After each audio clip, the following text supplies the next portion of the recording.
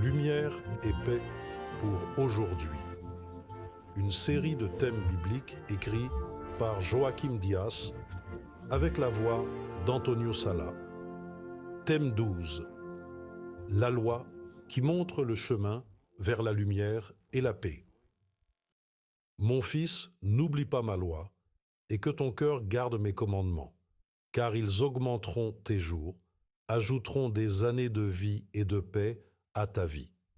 Proverbe 3, 1, 2. Cette loi dont parle le sage Salomon est la loi des 10 commandements, que l'on trouve dans la Bible en Exode 23 à 17 et qui est répétée dans Deutéronome 5, 7 à 21. Identification et fondement de la loi. Comment la loi qui réjouit le cœur est-elle décrite dans l'Ancien et le Nouveau Testament? La loi de l'Éternel est parfaite et restaure l'âme. Le témoignage de l'Éternel est fidèle et donne la sagesse aux simples. Les préceptes de l'Éternel sont droits et réjouissent le cœur. C'est ici la persévérance des saints. Ce sont ici ceux qui gardent les commandements de Dieu et qui ont la foi en Jésus. Psaume 19, 7, 8. Apocalypse 14, 12. Qui a écrit cette loi? Dieu lui-même. Il donna à Moïse, après avoir fini de lui parler sur le mont Sinaï, les 2 tables du témoignage, tables de pierre, écrites du doigt de Dieu. Il vous exposa alors son alliance qu'il vous prescrivit, les 10 commandements, et il les écrivit sur 2 tables de pierre. Exode 31, 18, Deutéronome 4, 13. Sur quel principe fondamental les 10 commandements sont-ils fondés? Dieu est amour. Les commandements de Dieu sont fondés sur l'amour, car ils sont l'expression de son caractère. Jésus lui dit, « Tu aimeras le Seigneur, ton Dieu, de tout ton cœur, de toute ton âme et de toute ta pensée. » C'est le premier et le plus grand commandement. Et le second, semblable à celui-ci, est « Tu aimeras ton prochain comme toi-même. » Toute la loi et les prophètes reposent sur ces 2 commandements. Jésus, comme l'indique la référence biblique précédente, a donc résumé toute la loi en 2 grands commandements. Aimer Dieu par-dessus tout, aimer son prochain comme soi-même. Première épître de Jean 4, 8. Matthieu 22, 37 à 40. But de la loi de Dieu et importance de son accomplissement. Que pouvons-nous retirer des commandements de Dieu? Par tes commandements, j'ai acquis l'intelligence. C'est pourquoi je hais toute voix de mensonge. Psaume 119, verset 104. Quelle importance revêt l'observance de la loi de Dieu?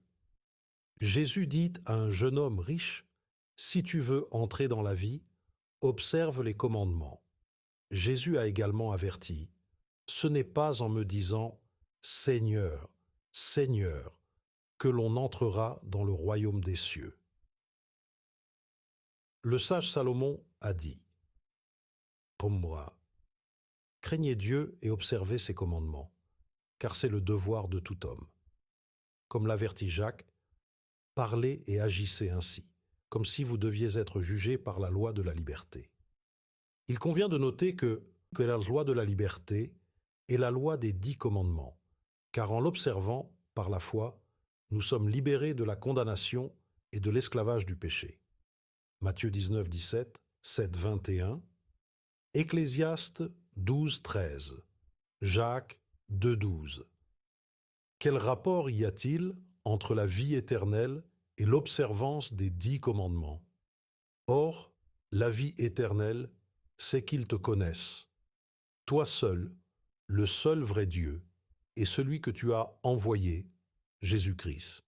La preuve que nous connaissons Dieu est l'observance des 10 commandements, car à ceci, nous savons que nous le connaissons si nous gardons ses commandements.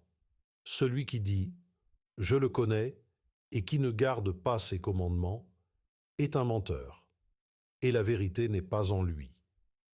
Jean 17,3. Première épître de Jean 2,3, 4.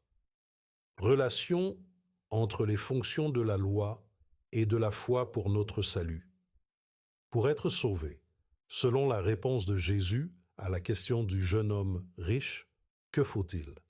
Respecter les commandements. L'apôtre Paul, à la même question, répond: crois au Seigneur Jésus-Christ et tu seras sauvé.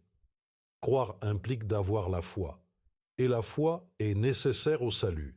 Matthieu 19, verset 17. Actes 16, versets 30, 30 et 1. Ces deux réponses sont-elles contradictoires? Sauvé par la loi ou sauvé par la foi? Le même Paul précise: annulons-nous donc la loi par la foi?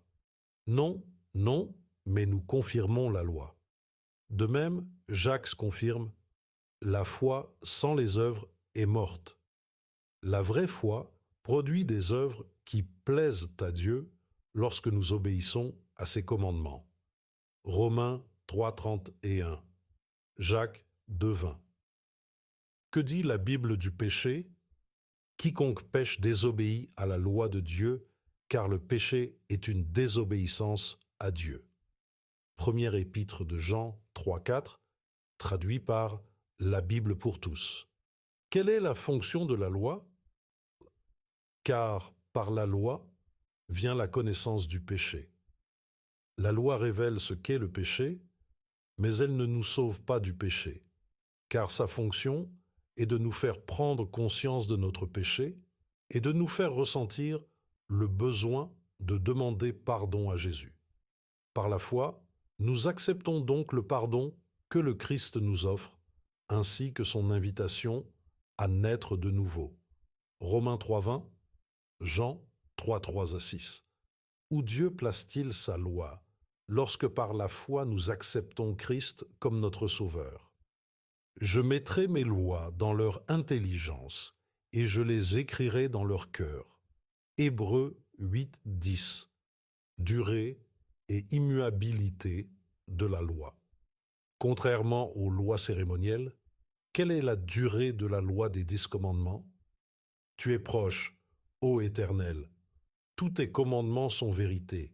Je sais depuis longtemps que tu as établi tes préceptes pour toujours.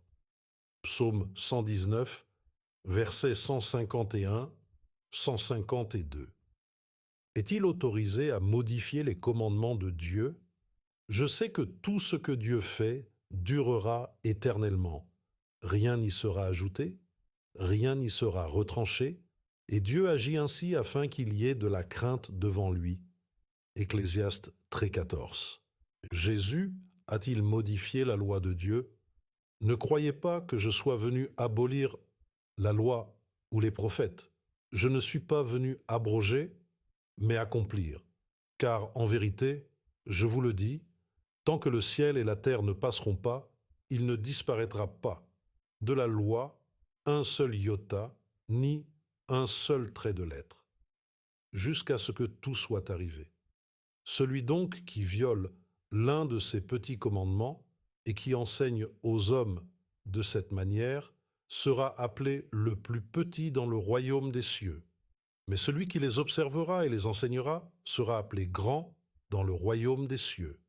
Matthieu 5, 17 à 19. Comment Jésus est-il resté dans l'amour du Père? Si vous gardez mes commandements, vous demeurerez dans mon amour, comme j'ai gardé les commandements de mon Père, et je demeure dans son amour. Jean 15, 10. Une attitude intelligente envers la loi de Dieu. Que fera le sage de cœur devant la loi de Dieu? Le sage de cœur accepte les commandements, mais le discoureur insensé sera bouleversé. Proverbe 10, 8. Qu'ont ceux qui observent la loi? Il y a une grande paix pour ceux qui aiment ta loi, et il n'y a pas d'obstacle pour eux. Psaume 119, verset 165. Comment manifestons-nous notre amour pour Dieu? Car l'amour de Dieu consiste à garder ses commandements. Et ses commandements ne sont pas pénibles. Première épître de Jean 5,3. Comment Dieu considère-t-il celui qui n'observe que quelques commandements? Car quiconque observe toute la loi et pêche contre un seul commandement devient coupable de tous. Jacques 2,10. Conclusion. La loi de Dieu est une révélation de la volonté et du caractère de son auteur. Dieu est amour, et sa loi est fondée sur son amour. La loi est source de bonheur et de paix. Pour vivre une vie paisible, sûre et sans crainte du présent et de l'avenir, nous devons connaître, accepter et obéir à la loi de Dieu par amour. Celui qui ne doit pas n'a pas peur, dit l'adage populaire, certainement inspiré de la parole de Dieu, qui nous dit « Dans l'amour, il n'y a pas de peur, mais l'amour parfait bannit la peur. » Celui qui aime la loi morale de Dieu rejette les ténèbres et marche dans la lumière, vit en paix et n'a pas peur des problèmes. Car, comme le dit le psalmiste, ceux qui aiment ta loi ont une grande paix, et il n'y a pas d'obstacle pour eux. Profitons dès maintenant de la paix et de la sécurité que Dieu nous offre par sa loi d'amour. Première épître de Jean 4,8, 4,18, Psaume 100, 19, 165.